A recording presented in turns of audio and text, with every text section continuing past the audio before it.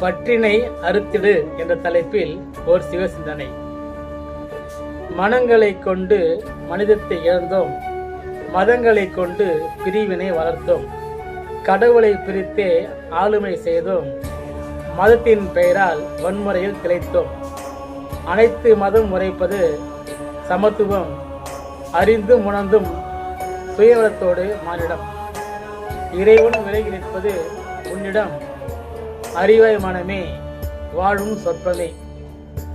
அற்ப வாழ்விற்கு மனிதத்தை இழக்காதே, மதங்களின் போதனையும் அன்பையே விதைக்குது.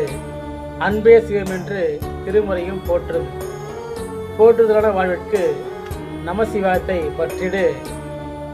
பரமனின் அருளின்றி நீயும் விழிப்பதேது, அவனருள் இன்றி உலகம் இயங்குவதேது. சிவசிந்தையோடு சிவானந்தத்தை உன்னில் தேடு. இறைபதம் பெற்றிட பற்றினை அறுத்திடு.